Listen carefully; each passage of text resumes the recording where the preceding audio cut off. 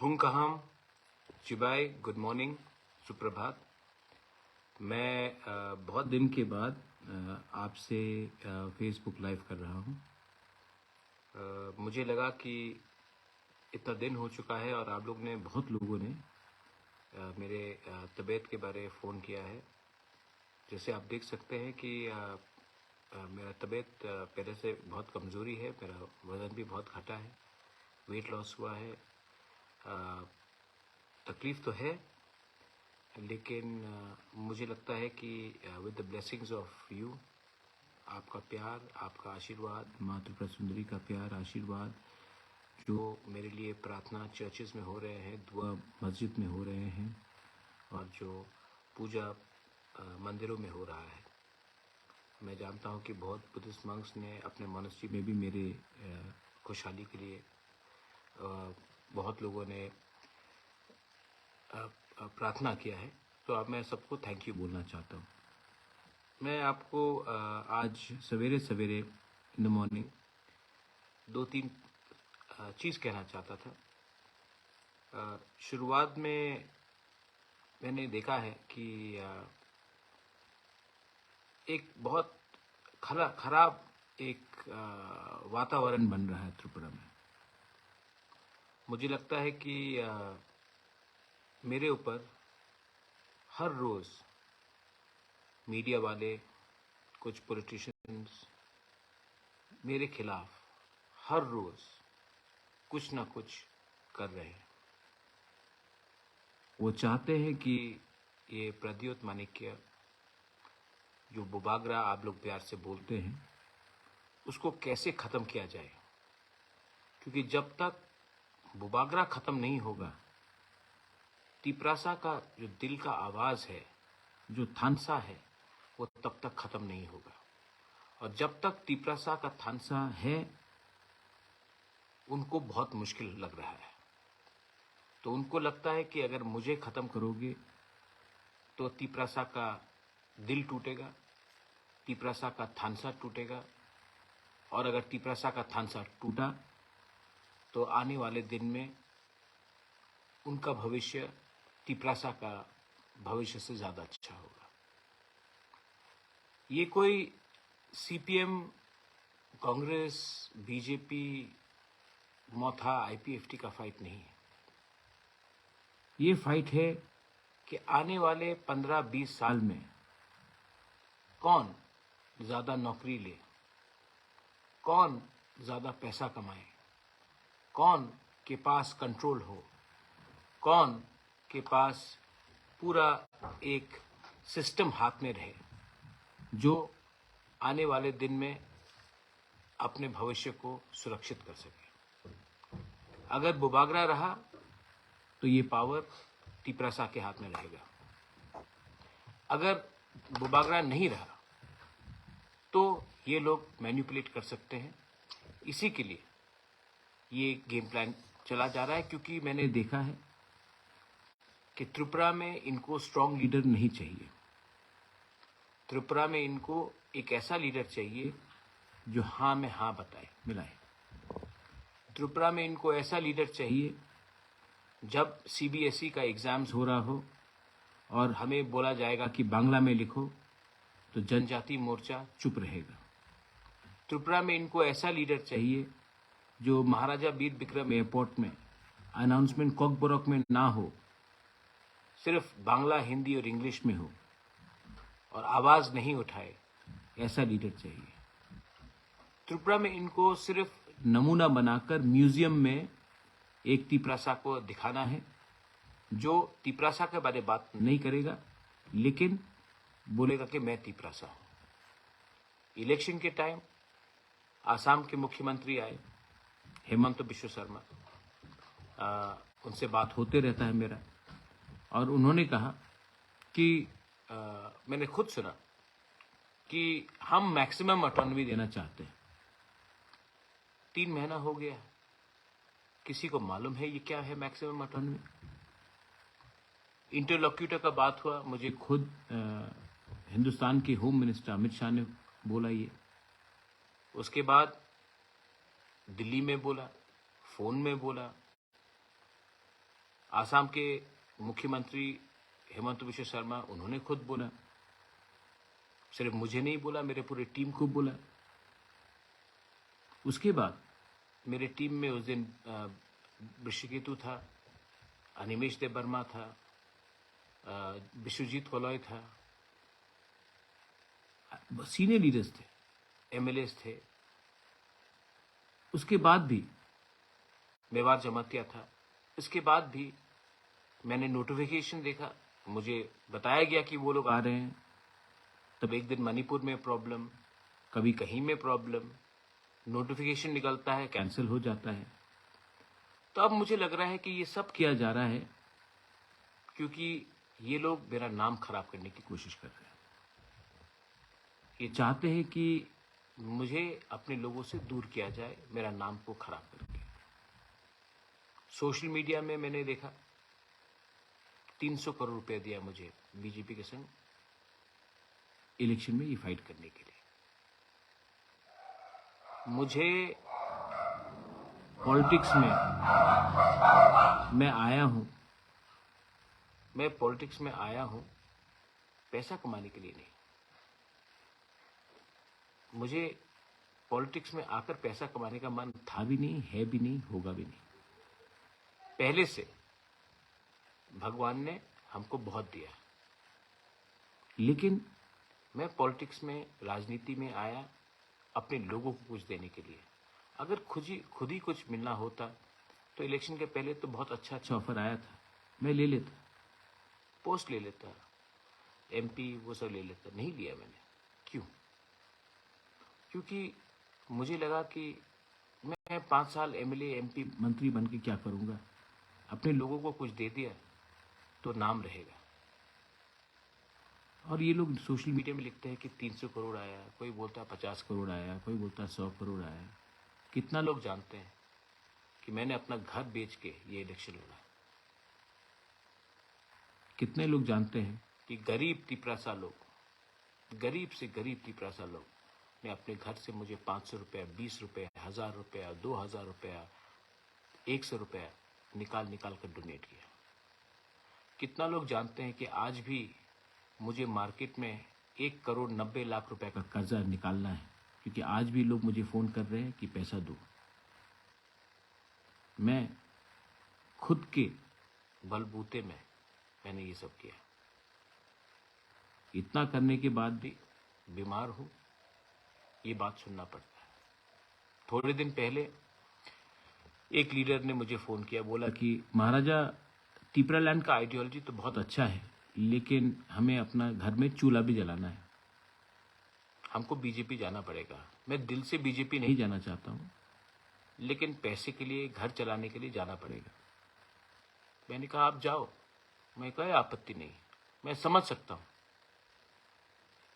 लेकिन बाद में ये मत बोलना कि मेरा बच्चा पियोन का नौकरी कर रहा है और जो मेरा पड़ोसी का बच्चा है जो बंगाली है, वहां में वो ऑफिसर है और मेरा बेटा उसको सलाम करता दिन में 5 बार।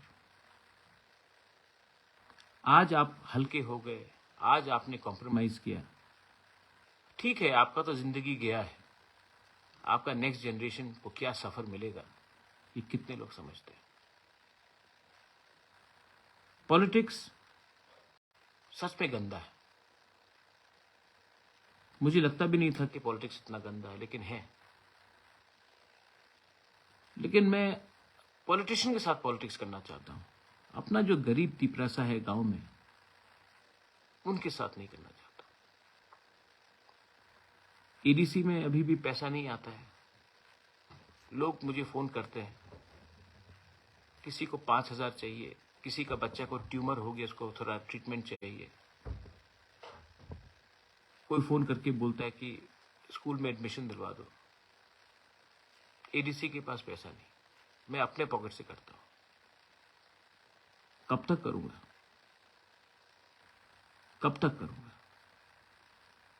क्या एडीसी को वोटिंग से डेमोक्रेटिकली त्रिपुरा की जनता ने नहीं चुना? चुना ना, तो उनके हाथ में पावर आना चाहिए कि नहीं? नहीं आता। क्योंकि अब ये बात तय हो गया है कि जब मैं ऐसा करके जाऊंगा स्टेट गवर्नमेंट और सेंट्रल गवर्नमेंट के पास, तभी मुझे भीख मिलेगा। अगर मैं अधिकार के लिए मांगने जाऊंगा तो वो दरवाजा बंद कर देते हैं। आपका बुभागरा ने जिंदगी में माँ बाप ने बहुत चीज सिखाया। मुझे माँ बाप ने बहुत चीज सिखाया। महारानी विभू देवी ने, महाराजा कैरेट विक्रम किशोर ने बहुत चीज सिखाया, लेकिन भीख मांगना नहीं सिखाया। मैं अपने अधिकार के लिए, अपने लोगों के अधिकार के लिए आंदोलन कर सकता हूं, लेकिन मैं भीख नहीं मांग सकता। और भीख तो मैं उससे नहीं मांगूंगा, क्योंकि ये जगह का असली मालिक तिपरासा है। और जो आज हमें भीख में कुछ दे रहा है, वही थोड़े दिन पहले बांग्लादेश से आया था। दिल्ली के लीडरशिप से मेरा बहुत बात हुआ। राहुल गांधी हो, प्रियंका गांधी हो, अमित भाई शाह हो, सीताराम येचुरी हो, मुझे तो लगता है सब ठीक है, सब समझते भी हैं। लेकिन जो अगरतला में लीडरशिप है, आप क्लियरली देख लीजिए, जनजाति मोर्चा में एक लीडर नहीं है जो कुछ बोल सकता है। जीएमपी में जितेंद्र चौधरी है। सब लोग बोलते कि मैंने अलायंस, ये बात बहुत इंपॉर्टेंट है, मैंने अलायंस सीपीएम का संग किया जितेंद्र चौधरी के खिलाफ कैंडिडेट नहीं देके। नहीं, जितेंद्र बाबू भी जानते हैं। मैंने जितेंद्र बाबू को के खिलाफ कैंडिडेट नहीं दिया क्योंकि मैं चाहता था कि असेंबली में 20 नहीं 21 तिपरासा एमएलएस हो। इनफैक्ट मैंने जितेंद्र बाबू को और एक चीज कहा था आपको, मैंने कहा था कि आप राधाचरण को जनरल एरिया से लड़ाइए जहां पे तिपरासा का पॉपुलेशन ज्यादा है, हम वहां में भी बैक कर देंगे। हम आपकी पार्टी को बैकिंग नहीं करेंगे, लेकिन आपके एमएलए जो हमारे जाति से है, हम उनको बैक करेंगे। तो सबने कहा क्यों? तो मैंने कहा शिवसेना तो एनडीए में था। जब प्रतिभा पाटिल कांग्रेस का राष्ट्रपति का उसका जब नाम आया, तो बाला साहब ठाकरे ने कहा पार्टी का ऐसी के तैसी, प्रतिभा पाटिल महाराष्ट्रन है, मैं मराठी मानुस हूं, मैं सपोर्ट करूंगा। किसी ने तो उसको नहीं बोला कि ये अलायंस कर रहा है, ये कम्युनल है। जब प्रणब मुखर्जी का नाम आया एज प्रेसिडेंट, ममता बनर्जी उस समय कांग्रेस के खिलाफ लड़ रही थी, एकदम नहीं थे। लेकिन ममता बनर्जी ने क्या बोला कि प्रणब बाबू আমার বাঙালি মানুষ, আমি ওনার সমর্থন করব। আমি জানি না कि উনি कांग्रेस আছে নাকি আলাদা দল, আমার সমর্থন ওনার সঙ্গে থাকবে। और ममता बनर्जी टीएमसी ने प्रणब मुखर्जी को सपोर्ट किया। किसी ने कहा कि वो बंगाली पॉलिटिक्स कर रहा था, नहीं, वो अपने कम्युनिटी के लिए, अपने रीजन के लिए, अपने गर्व के लिए बात कर रहा था। तो मैंने यही चीज जितेंद्र बाबू के साथ की। आज मैंने देखा है कि मेरे ऊपर भी वहीं से अटैक आता है। मैं क्या सोच के त्रिपुरा में अपने लोगों को हेल्प करना चाहता हूं और लोग क्या सोचते हैं।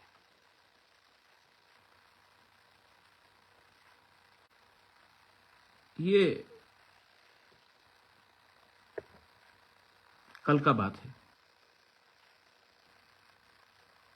बीजेपी का स्टेट प्लेनरी मीटिंग हुआ। वहां में उनके टॉप लीडर्स ने एक बात कहा कि अब से प्रद्योत माणिक्य को महाराजा ना बुलाया जाए, उनको प्रद्योत बुलाया जाए, बुबागरा ना बुलाया जाए, प्रद्योत बुलाया जाए। पहला बात है कि ये आपका इंटरनल पार्टी का मीटिंग है, संगठन का मीटिंग है।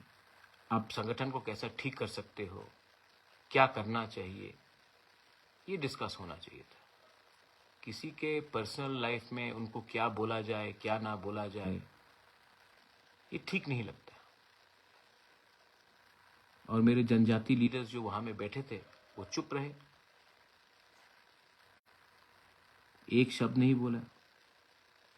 तो ठीक है, आज से आप मुझे प्रद्योत बोलकर बुलाइए, मेरे माँ को विभूत बुला के बुलाइए, बेइज्जत कीजिए, मुझे कोई प्रॉब्लम नहीं। मैंने कभी भी नहीं कहा कि आप मुझे महाराजा बुलाओ, मैंने कभी डिमांड नहीं किया, क्योंकि मैं जानता हूं बुबागरा प्रद्योत टिपरासा के दिल के अंदर है, और जो लोग को इससे आपत्ति है वो ये बात नहीं समझ पाएंगे, क्योंकि मैंने अपना खून, अपना जान दिया है अपने लोगों के लिए। बेइज्जती आप कितने बार करोगे? आपने राज्य का बेइज्जती किया,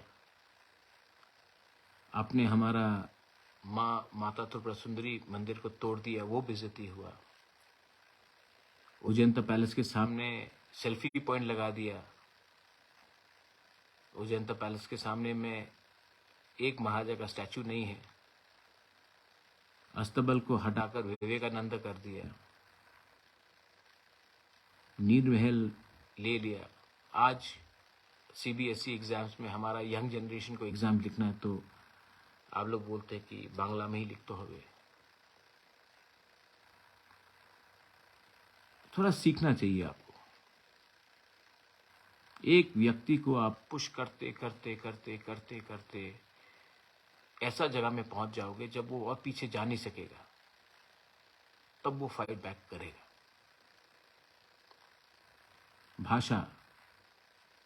भाषा तो आप सबसे ज्यादा जानते हैं।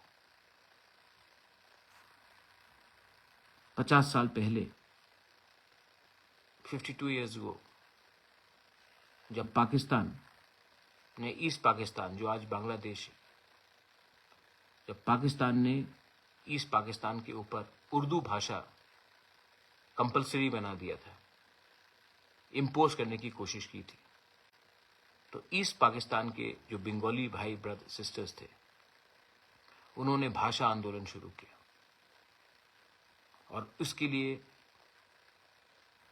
पाकिस्तान दो टुकड़ा हुआ, एक बांग्लादेश हो गया, भाषा के नाम में।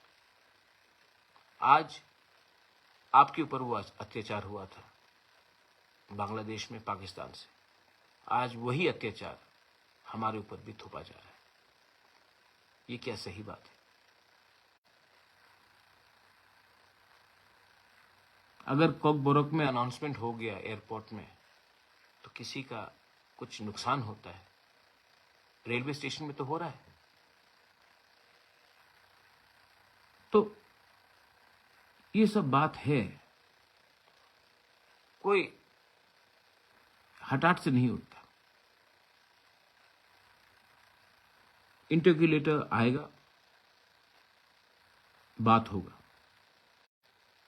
मैंने अपना स्टांस क्लियर कर दिया है कि मेरी टीम जाके मिलेगी, मैं नहीं मिलूंगा, क्योंकि ताली दो हाथ से बजता है।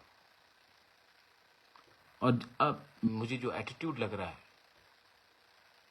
मुझे नहीं लगता है कि स्टेट गवर्नमेंट का एटीट्यूड हमारे तरफ ठीक है। अगर ठीक होता तो मैं जो कल मैंने बात सुना है वो सुनाई नहीं दिया पड़ता। गलती हुई है, मुझसे भी हुई है, बीजेपी से भी हुई है, सीपीएम से भी हुई है, कांग्रेस से भी हुई है। मैं सबसे बात करूंगा। और धनपुर में जो बाई इलेक्शन होगा, मेरा मानना है कि मानिक सरकार जी, आप थोड़ा सा चुप बैठिए, क्योंकि आप 5 साल में as a leader of the opposition आपने कुछ नहीं किया, तो थोड़ा चुप बैठिए और हम तैयारी करते हैं कि धनपुर इलेक्शन में कैसे हम लोग जीतेंगे। शांति से बैठकर बात करके 1:1 कॉन्टेस्ट करके कैसे जीतेंगे, क्योंकि मैं समझ चुका हूं, जहां में तिपरा मोथा का चांस नहीं है जीतने का, तिपरा मोथा को कैंडिडेट नहीं देना चाहिए। और आप भी समझ जाइए, जैसे बागमा, शांतिर बाजार, छामानू, कृष्णपुर, जहां में आपका कोई चांस नहीं था जीतने का, आप भी वहां में कैंडिडेट अब आगे में मत दीजिए। कॉन्टेस्ट को 1:1 कीजिए। लोकसभा भी सामने है। ऑपोजिशन को एक दूसरे से झगड़ कर कुछ नहीं मिलेगा। ऑपोजिशन को पर्सनल हेट्रेड को छोड़कर लार्जर इंटरेस्ट को देखना पड़ेगा। मैं आप सबसे मिलूंगा। आज मुझे लगा कि मैं आपसे बात करूं, रीच आउट करूं।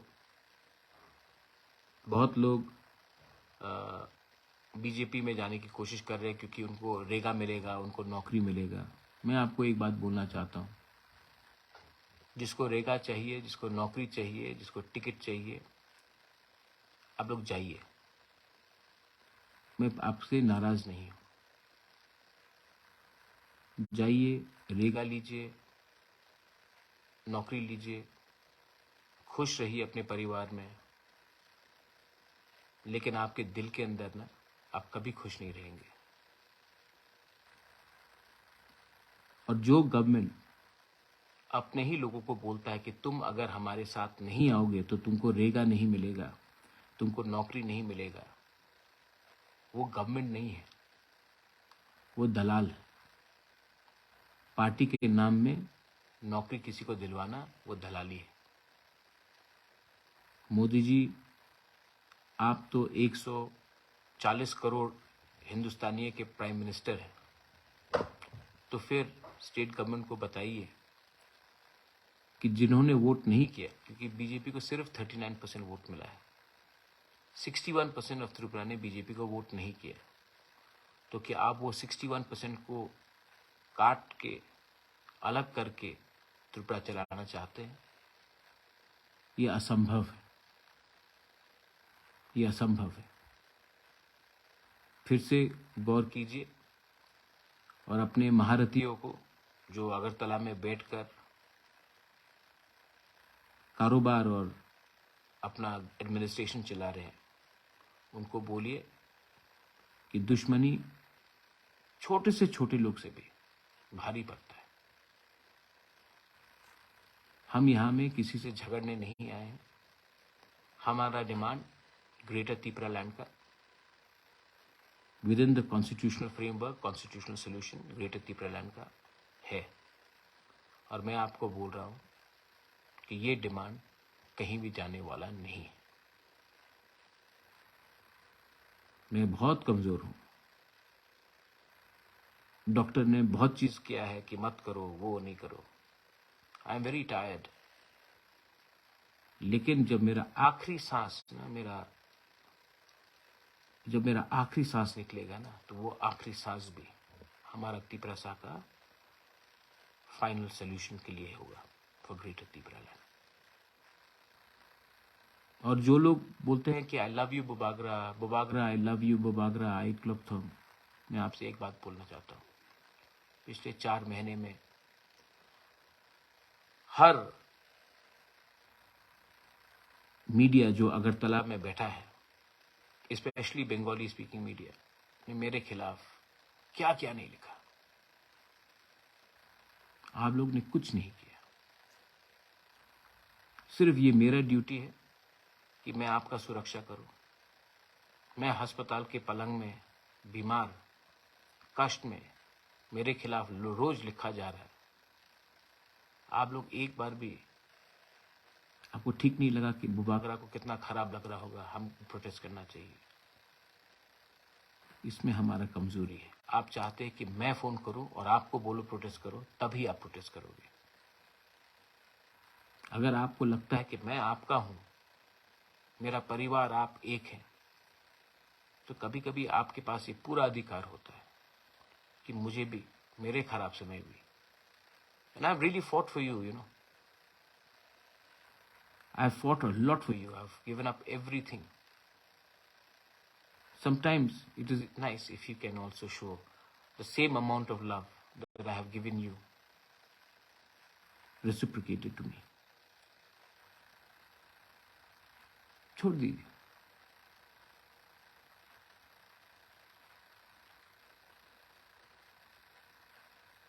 आज दिल से मैंने बात किया। टाइगर जिंदा है,